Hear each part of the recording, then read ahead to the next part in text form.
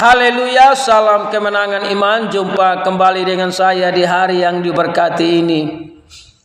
Kali ini saya mau tanggapi sebuah status yang berkata, yuk mualaf, tinggalkan ajaran yang tidak menggunakan akal.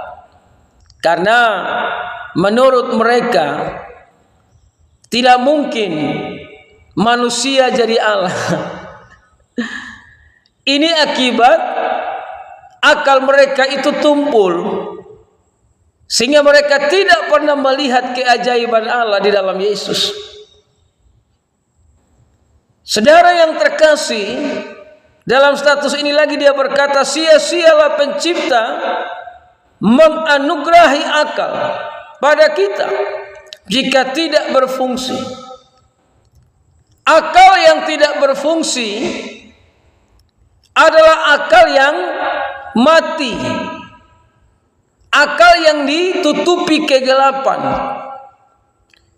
Allah sudah menyiapkan jalan untuk menuju hidup yang kekal, tapi karena akal yang tidak berfungsi, setiap hari dia terus mencari-cari jalan, sampai mati dia tidak pernah menemukan jalan yang lurus.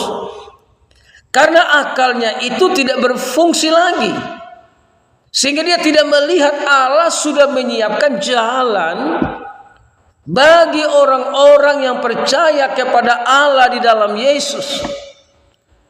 Hanya Yesus yang berkata, akulah jalan dan kebenaran dan kehidupan. Tidak ada satupun yang sampai kepada Bapa kalau tidak melalui Yesus. Orang-orang Kristen ini akalnya berfungsi, sehingga kita sadar kita ini orang berdosa, tidak mungkin bisa mencapai sorga tanpa menerima anugerah keselamatan dari Allah di dalam Yesus. Hanya orang-orang yang akalnya tidak berfungsi, makanya mereka mualaf. Mereka keluar dari jalan yang lurus. Mereka tinggalkan kebenaran. Mereka mulai mencari-cari jalan yang lurus dengan kemampuan mereka. Ini akal yang tidak berfungsi.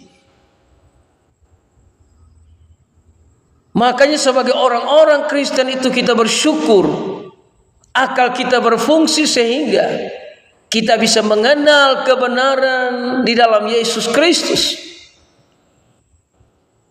Tanpa Yesus Kristus, akal kita tidak akan berfungsi dengan baik tentang kerajaan Allah. Banyak orang akalnya tidak berfungsi sehingga dia mencari-cari jalannya sendiri, buat jalannya sendiri agar dia bisa sampai ke sorga. Nah, ini adalah akal yang tidak berfungsi. Tapi akal yang berfungsi adalah dia menerima Yesus sebagai Tuhan dan Juru Selamat.